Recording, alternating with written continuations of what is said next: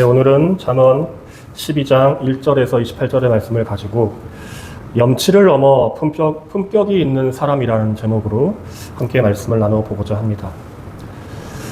여러분, 염치라는 말의 의미를 아시나요? 부끄러움을 아는 마음이 염치를 아는 것입니다. 그러면 품격이 있는 사람이라고 하는 사람은 뭘까요? 그 사람을 만나면 일반 사람과 다른 것을 느끼는 그런 사람들이 있잖아요. 저 사람은 우리와 좀 다른 것 같아 라고 하는 사람, 그런 사람이 품격이 있는 사람이라고 합니다. 그런데 왜 염치와 품격이라는 용어를 썼느냐? 성경을 보면 하나님의 사람들은 품격을 가지고 살아가야 한다고 이야기합니다. 여러 가지 말들이 있어요. 예수님은 우리에게 너희는 세상의 빛이 되어라, 소금이 되어라 하고 이야기합니다. 그리스도인의 향기를 내어라 라고 교회의 성도들에게 이야기합니다. 그러나 실제로 우리가 살아가는 이 세상에서 오늘날 언론에서 그리고 우리 주위에서 그리스도인들이 이렇게 품격을 가지고 있느냐? 더 나아가서는 교회 다니는 사람들이 염치가 없다라고 하는 생각을 좀 많이 하게 됩니다. 믿지 않는 사람들보다 못한 삶을 살아갈 수 있는 것처럼 보이는 것이 오늘 우리가 경험하고 있는 교회에 다니는 사람들의 모습입니다. 그래서 품격은 갖추지 못할지라도, 향기는 내지 못할지라도 악취는 내지 말자라고 하는 그런 생각이 좀 듭니다. 적어도 염치는 알고 부끄러운 것은 알고 잘못한 것은 알아서, 부끄럽고 잘못한 것이 있으면 적어도 미안할 줄 알고 부끄러워할 줄 아는 그런 사람들이 되어야 하지 않는가 하는 그런 생각을 했습니다. 인면수심이라는 말이 있습니다. 사람의 얼굴을 가지고 있지만 그 마음은 짐승과 같아. 우리 적어도 사람의 얼굴을 하고서 동물과 같은 그러한 삶을 살지 말자. 조금 손해보더라도 사람으로서, 그런 사람으로서의 품격을 가지고 살아가는 우리의 모습이 있어야 하지 않을까라고 하는 그런 생각을 요즘 참 많이 하게 됩니다. 요한일서 4장 20절에 보이는 자기 형제 자매를 사랑하지 않는 사람이 보이지 않는 하나님을 사랑할 수 없습니다 라고 우리 사도 요한은 우리에게 이야기합니다. 교회에 오면 하나님을 사랑합니다, 하나님을 믿습니다, 하나님의 은혜에 감사합니다 라고 이야기하지만 정작 우리가 삶을 살아가면서 우리 주위에 있는 사람들을 사랑하는가, 사람들의 은혜를 기억하는가, 사람들에게 도움을 주며 살아가고 있는가 라는 것을 좀 돌아보아야 할 것 같습니다. 우리가 우리 주위에 있는 사람들을 사랑하지 않고서 하나님을 사랑한다고 말할 수 없다라고 하는 것을 이야기합니다. 내 가족을 사랑하지 않고서, 내 직장의 동료들을 함께하는 동료로 생각하지 않고서 하나님을 사랑할 수 없다. 내가 함께 생활하고 있는 학교의 동급생들과 사귐을 갖지 않고서 하나님을 사랑할 수 없다. 나와 함께 일하는 동료들을 사랑하지 않고서 하나님을 사랑할 수 없다. 오늘 주기도문에서 우리가 나에게 죄 지은 사람을 용서해 준 것처럼 우리를 용서해 달라고 우리가 기도하잖아요. 그런 모습이 없이 우리가 하나님을 믿고 있다, 하나님의 은혜를 받고 있다, 하나님의 사랑을 잊고 있다라고 하는 것이 조금 아니지 않나라고 하는 그런 생각을 하게 됩니다. 신앙생활은, 특별히 기독교 신앙은 받는 것에서부터 시작합니다. 하나님이 먼저 우리에게 은혜를 주어야지, 우리에게 하나님을 보여주셔야지 우리가 하나님을 믿을 수 있습니다. 그리고 하나님의 사랑이 있어야지 우리가 누군가를 사랑할 수 있습니다. 그래서 기독교 신앙을 한마디로 이야기하면 회복이라고 이야기합니다. 아담과 하와가 하나님 앞에 범죄해서 타락했습니다. 타락한 이후 사람은 끊임없이 하나님이 처음에 주셨던 그 사랑을 회복하기 위한 과정을 성경에서는 이야기합니다. 이것처럼 하나님이 우리에게 사랑을 주셨어요. 또 하나는 부모님이 우리에게 사랑을 주셨어요. 물론 내 생각과는 좀 다를 수 있습니다. 내가 가지고 있는, 내가 원하는 것과는 조금 다를 수 있지만 하나님과 부모님과 누군가가 나에게 사랑을 먼저 주었어요. 그리고 우리는 그 받은 사랑을 가지고 누군가에게 사랑을 표현한다고 했을 때 모방해서 그것을 하게 됩니다. 그리고 더 나아가서는 하나님에게 받은 사랑을 통해서 우리가 하지 못했던 그 사랑의 표현들을 하게 됩니다. 내 안에는 상처가 많이 있습니다. 아무리 부모님에게, 주위에 있는 보호자들에게 사랑을 많이 받았다고 하더라도 사람은 근본적으로 상처를 가지고 살아갑니다. 이 상처는 하나님으로부터 떨어져 나왔다라고 하는 그 근원적인 상처인 것 같아요. 그래서 그 상처는 하나님이 보여주시지 않으면 그것이 회복되지 않습니다. 그래서 사람은 하나님을 만나기 전과 만나기 이후로 이렇게 구분되는 것 같아요. 그래서 하나님을 만나기 이전에는 무엇을 해도 나는 가난한 사람입니다. 나는 불쌍한 사람이에요. 항상 배고파요. 항상 무언가를 갈망하는 사람입니다. 그러나 하나님을 내가 직접적으로 경험한 이후부터는 이제는 하나님으로부터 내가 무언가를 할 수 있는 사람이 됩니다. 용서할 수 없었던 사람이라고 한다면 어느 순간 용서가 되어지는 것을 볼 수 있습니다. 줄 수 없는 사람이었는데 어느 순간부터 나보다 더 잘 살고 있는 사람들을 도와주고 있는 내 모습을 봅니다. 심지어는 어떻게 원수를 용서하나? 나의 적을 용서하나? 나를 핍박했던 사람을 용서하나? 그런 생각을 했던 내가 하나님을 또 경험하고 나니까 어느 순간 그 원수도 용서할 수 있고, 심지어는 저는 아직 못하지만 원수를 위해서 죽기까지 사랑할 수 있는, 마치 예수님이 주인 되었던, 엄밀히 따지면 하나님과 원수인 관계였던 우리를 위해서 본인이 십자가에 죽으셔서 우리를 구원하신 거죠. 그러한 삶으로 살아갈 수 있는 그런 가능성이 우리에게 주어진 것 같습니다. 그 모든 것의 시작은 바로 하나님의 사랑을 받는 것에서 시작합니다. 그래서 받아야 할 때 잘 받아야 합니다. 받고서 갚는 걸 생각하면 안 돼요. 받을 때, 받아야 할 때 충분하게 받아야 합니다. 오늘 말씀 1절로 들어가 보도록 하겠습니다. 훈계받기를 좋아하는 사람은 지식을 사랑하지만 책망받기를 싫어하는 사람은 짐승같이 우둔하다. 우리 모두 훈계와 책망을 좋아하는 사람은 없죠? 훈계받고 책망받고 징계받는 것을 좋아하는 사람은 이 세상에 한 명도 없을 것 같아요. 그러나 오늘 성경에서 이야기하네요. 훈계를 받아들이는 사람이 지식을 사랑하는 사람이고 하나님을 사랑하는 사람이라고 이야기합니다. 왜 훈계받기를 좋아하는 사람이 하나님을 사랑하는 사람이냐? 지식을 사랑하지만 지식의 근본은 무엇이라고 이야기하냐면 하나님을 사랑하는 것이, 하나님을 경외하는 것이 지식의 근본이라고 성경은 이야기하기 때문에 그렇습니다. 그러면 모든 지식의 시작은 하나님을 경외하는 것에서부터 시작한다라고 하는 것입니다. 그러면 하나님을 경외하는 것이 없으면 여기에서 말하는 것처럼 짐승같이 우둔하다라고 하는 것이 되는 거죠. 지식이 없는 사람, 하나님을 경외하는 마음이 없는 사람은 책망받기를 어려워합니다. 왜냐? 내 머리 위에는 아무도 없다라고 생각하기 때문에 그렇습니다. 하나님을 알고 있다라고 하는 사람은 기본적으로 무엇을 알고 있느냐 하면 권위라고 하는 것을 알고 있습니다. 우리는 태어나서 부모님의 권위를 알고 있죠. 그것을 어떻게 표현할 줄은 모르나 부모님을 존경해야 한다라고 하는 것은 알고 있습니다. 두 번째, 학교에 가면 선생님을 존경해야 한다라고 하는 것을 알고 있습니다.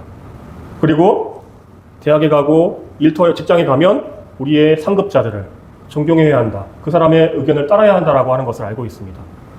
이 모든 것은 무엇이냐면 우리 머리 위에 누군가가 있다라고 하는 것을 알고 있는 거예요. 그러나 가장 근본적으로 우리 머리 위에는 하나님이 있다라고 하는 것을 알아야 합니다. 그리고 이 권위가 무너질 때 모든 것이 무너집니다. 모든 가치관이 무너집니다. 가치관이 무너졌다라고 하는 그 말 속에는 권위가 무너졌다라고 하는 그 말이 포함되어 있습니다. 요즘 교회에 대한 생각을 참 많이 합니다. 왜 교회가 이렇게 사람들에게, 믿지 않는 사람들에게 욕을 먹을까? 어떤 의로운 일을 해서 사람들이 교회에 대해서 생각하는 것이 아니라 교회가 상식적이지 않은 행동들, 뭘 상식적인 행동들, 어떤 희생이나 어떤 고난을 받는 것이 아니라 오히려 믿지 않는 사람들에게 더 괴롭히는 행동을 해서 교회가 욕을 먹어요. 왜 그럴까? 교회에서 권위가 사라졌기 때문에 그렇습니다. 어찌 보면 우리가 하나님을 제대로 믿지 못하고 있는 것이 아닌가 라는 생각을 하게 됩니다. 그래서 하나님을 제대로 믿지 못하니까 교회에 무엇이 없어졌냐 하면 징계권이 사라졌습니다. 가정에서 징계권이 사라지면 권위도 사라지는 것입니다. 권위가 없기 때문에 징계할 수가 없어요. 권위가 없기 때문에 훈계가 먹혀들지 않습니다. 그리고 그 권위가 사라지는 것에는 그 권위를 가지고 있는 사람들이 그 권위를 타락시켰기 때문에 그 권위가 사라지죠. 부모로서 역할을 감당하지 못하면 그 부모의 다스림을 받아야 하는 자녀가 그 부모의 권면과 가르침을 무시하게 됩니다. 권위를 가진 사람이 타락시키게 된 거죠. 교회도 어찌 보면 이 하나님이 주시는 그 권위를 타락시켰다고 생각됩니다. 그래서 교회 안에서 어떤 권위자의 말이 먹히지 않습니다. 말씀을 가진 자, 그리고 영적인 권위를 가진 자, 그들이 하는 말이 사람들의 마음에 박히지 않고 그냥 한 귀로 들려서 한 귀로 흘려지는 그런 말들이 됩니다. 뉴스를 보면 말씀에 저명했던 목사님들이 타락하는 그런 모습들을 많이 봅니다. 왜 그럴까? 이유는 모릅니다. 그러나 그런 모습들을 보면서 목회자에 대한 권위가 점점 옅어지는 거죠. 그 권위가 옅어지니까 복음도 권위를 잃고 어찌 보면 하나님에 대한 그 권위도 약해지는 것 같아요. 그래서 우리가 우둔해지는 것입니다. 그러나 1절은 훈계받기를 좋아하는 사람은 지식을 사랑하지만 책망받기를 싫어하는 사람은 짐승같이 우둔하다. 이런 상황 가운데에도 우리가 기억해야 되는 것은 무엇이냐면 잘 분별을 해야 됩니다. 저 사람의 권위의 말이 진리의 말인가 속임수의 말인가를 분별을 해야 하지만 가장 중요한 건 하나님을 향한 그 권위는 잃어버리지 말아야 한다라고 하는 것입니다. 하나님의 권위를 존중하고 있는 그 태도는 우리가 가지고 있어야 한다라고 하는 것입니다. 그것이 1절이 우리에게 이야기하는 것 같습니다. 2절의 말씀을 함께 읽어봅시다. 선한 사람은 주님으로부터 은총을 받지만 악을 꾀하는 사람은 정죄를 받는다. 선한 사람은 주님으로부터 은총을 받습니다. 은혜를 입습니다. 그리고 내가 선한 행위를 하고 있다라고 하는 것 자체가 내 안에 은혜가 있다라고 말할 수 있을 것 같습니다. 우리는 그러나 또 하나 선한 행위가 쉽지 않습니다. 선하게 살아가는 것, 다르게 얘기하면 착하게 살아가라고 하는 말로 들릴 수도 있습니다. 그러나 선하게 살아가라고 하는 것과 착하게 살아가라고 하는 말은 엄밀하게 다릅니다. 착하게 살아가라고 하는 말 속에는 누군가를 좀 불쾌하는 그런 행동을 하지 말아라 라고 하는 그 말의 의미가 들어있는 것 같아요. 그러나 선하게 살아가라고 하는 말은 뭐냐면 선의 길에서 그 길을 걸어가라고 하는 것입니다. 때로는 내가 그 길을 걸어갈 때에 어떤 사람에게 내가 걸어가는 길이 마땅치 않아 할 수도 있습니다. 그러나 우리가 살아갈 때에 그것을 잘 생각하고 말씀을 상고하고 그리고 내 양심에 비추어서 이것을 생각해 보았을 때에 이렇게 살아가는 것이 인간다움이고 이렇게 살아가는 것이 기독교 신앙의 길인 것 같다 라고 하는 것이 있어요. 그리고 그 길을 걸어가는 것입니다. 그러면 이 선하게 살아가는 곳에는 우리의 이성을 활용해야 합니다. 무엇이 선이고 무엇이 악이고 무엇이 옳고 무엇이 그른지 무엇이 바르고 무엇이 그른지를 항상 생각해야 하기 때문에 우리는 생각을 해야 됩니다. 우리 감리교회 신앙 전통이 4가지가 있습니다. 성경, 전통, 이성, 경험입니다.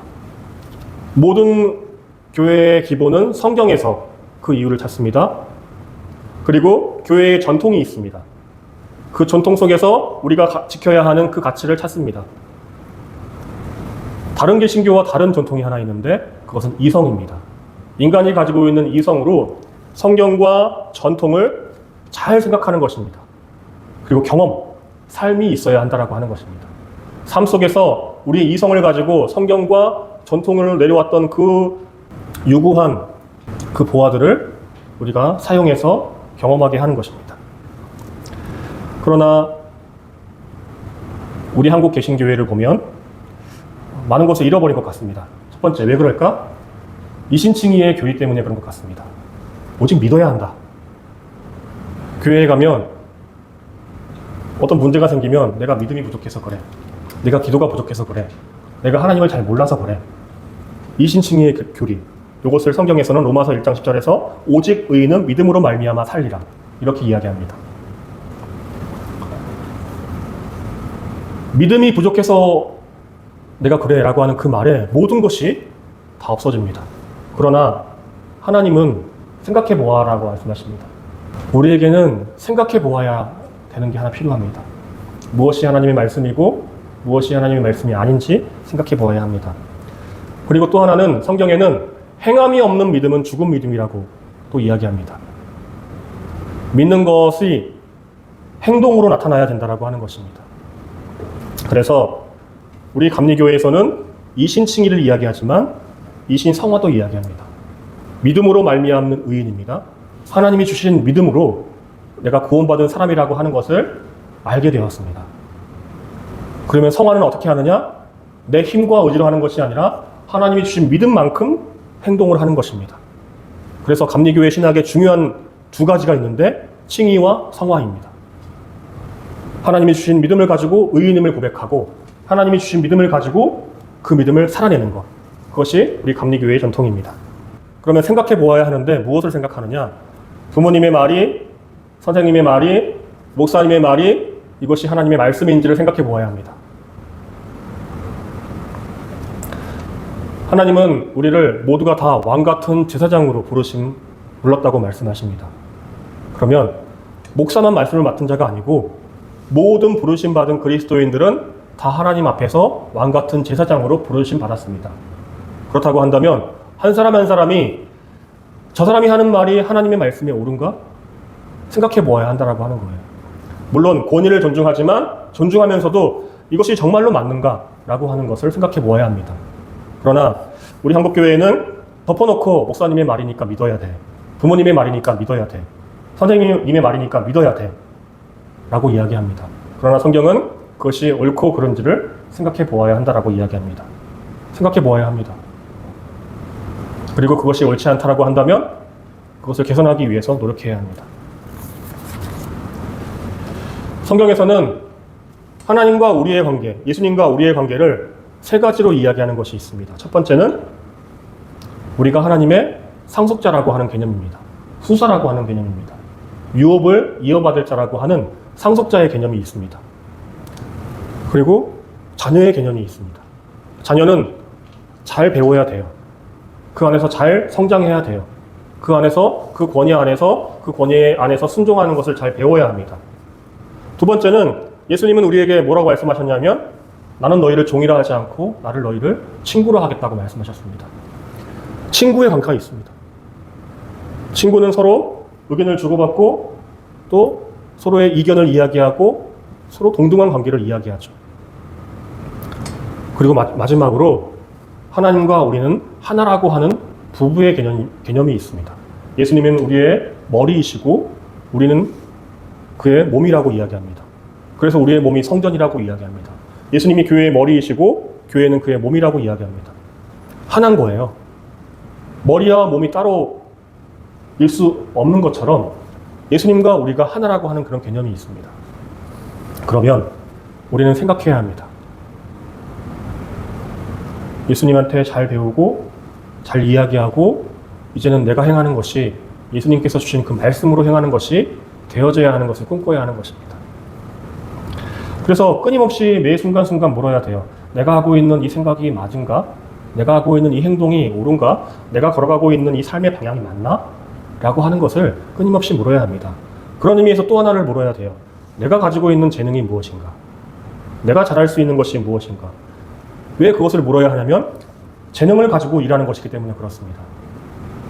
모든 사람은 주특기가 하나씩 있어야 하는데 그 주특기가 무엇인지 알아야지 잘할 수 있기 때문에 그렇습니다. 우리 3절 함께 읽어볼까요? 사람은 악행으로 털을 굳게 세울 수 없지만 의인의 뿌리는 흔들리지 않는다. 아멘. 성경에서 말하는 의라고 하는 것은 철저하게 하나님과의 그 관계를 말하는 의입니다. 우리가 생각하는 선과 악이 아니라 하나님과 관계가 있느냐 없느냐가 죄예요. 우리가 살아가고 있는 대한민국도 마찬가지죠. 대한민국의 법과 관련해서 그 법을 지키고 있으면 의인이고 그 법을 지키지 않고 있으면 죄인입니다. 안타깝게도 그 대한민국의 헌법과 일반법에 없는 죄목은 죄가 아닙니다. 죄로 다스릴 수가 없습니다. 그것이 우리가 살아가는 사회입니다. 마찬가지로 우리가 어떤 하나님 앞에서 의인이 될 수 있는 것, 하나님 앞에서 악이 될 수 있는 것은 하나님과 관계 있느냐, 그것은 의인이고 하나님과 관계 없느냐, 그것은 악인 것입니다. 그래서 때로는 이것이 하나님께 의가 될 수 있고 악이 될 수 있으며 세상에서 우리의 행동이 어떤 관습법에 맞지 않는 불의한 행동일 수도 있습니다. 우리가 어떤 집을 짓는다고 할 때 우리가 터를 하나님과 관계된 것으로 세워야 합니다. 나의 의지와 나의 계획과 나의 욕망으로 그 터 위에 뭔가를 세우면 어느 순간 무너져 버립니다.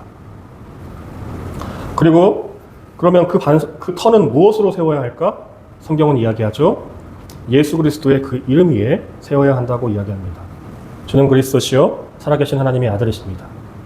오늘 말씀에 처음 시작했던 것처럼 여호와를 경외하는 것이 지식의 근본이다라고 하는 것처럼 우리의 삶의 모든 터는 하나님 위에 세워야 합니다. 자, 그러면 터를 다졌습니다. 다진 터 위에 집을 지어야 하는데 그럼 재료를 무엇으로 할 것인가? 재료가 풀과 나무와 짚이 있고 또 금과 은과 보석이 있습니다. 자, 풀과 나무와 그런 짚으로 지은 집은 어떤 불이 왔을 때, 어떤 폭풍우가 왔을 때, 어떤 재난이 왔을 때 버티기가 어려운 경우가 많이 있습니다. 불이 오면 그 모든 것이 타버릴 수 있습니다.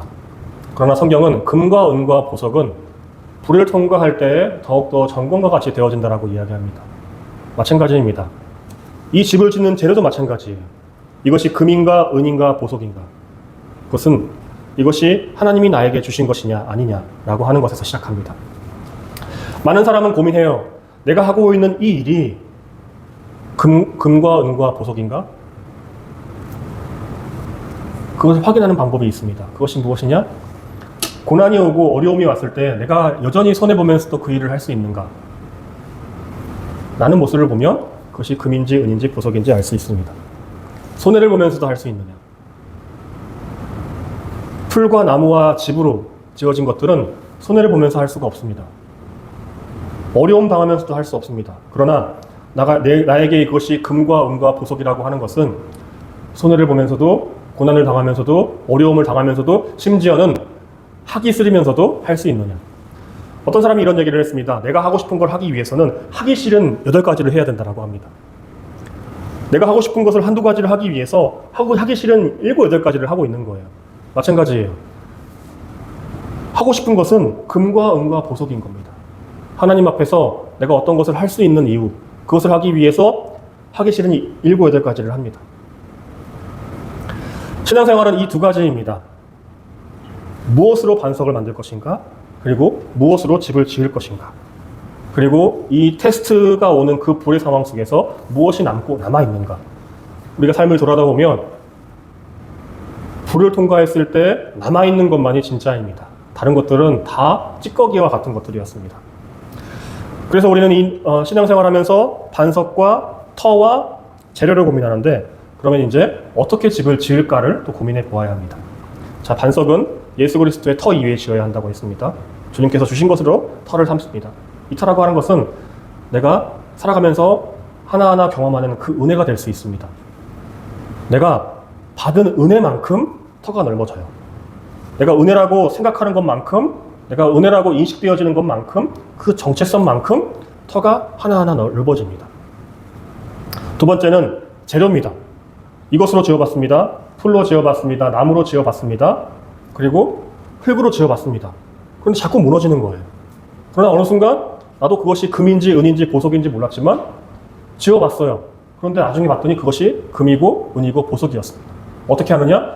불을 통과했는데 금은 보석은 불을 통과할수록 그것이 더 순도가 더 고순도가 되어지잖아요. 그런 것처럼 어려움을 당할수록 그것이 더 순전해지는 것을 경험합니다. 그것으로 우리가 금과 은과 보석인 줄 알게 됩니다. 그리고 또 하나는 우리가 받은 은혜만큼 그리고 어떤 재료를 활용하는 것만큼 크기가 정해집니다. 그러나 반석의 반대는 무엇인지 아세요? 늪입니다. 늪. 반석의 반대는 늪인데 늪을 우리가 밟기 전에는 늪인지 모릅니다. 우리가 정글에서 늪에 빠지는 사람들이 있습니다. 왜 빠지냐면 밟았는데 단단한 땅인지 알았는데 밟았어요. 그런데 거기가 물렁물렁한 흙이었던 거예요. 그래서 빠졌어요. 빠졌는데 늪에 안 좋은 점이 무엇이냐면 한 번 빠지면 본인 혼자 나오기가 어려운 거예요. 전문가가 아닌 이상 그 늪에서 홀로 빠져나오기가 쉽지 않다라고 이야기합니다. 오히려 거기서 빠져나오려고 발버둥 칠수록 더 깊이 빠져드는 게 늪이라고 이야기합니다. 이렇게 반석이 있고 늪이 있습니다. 그리고 늪에다가는 아무리 좋은 금과 은과 보석을 가지고 집을 짓는다 하더라도 그것이 많아질수록 더 빨리 늪에 빠져들게 되는 거예요. 금과 은과 보석은 반석 위에 있을 때 그게 가치가 있는 거고요.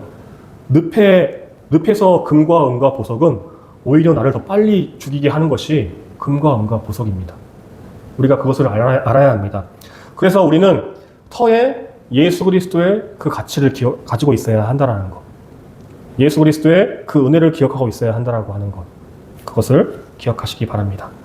종교 생활을 아무리 많이 한다고 하더라도 은혜가 없으면, 믿음이 없으면, 또 믿음을 가지고 은혜를 가지고 생각하는 것이 없으면 우리의 삶은 늪을 걸어가고 있는 인생일지 모릅니다.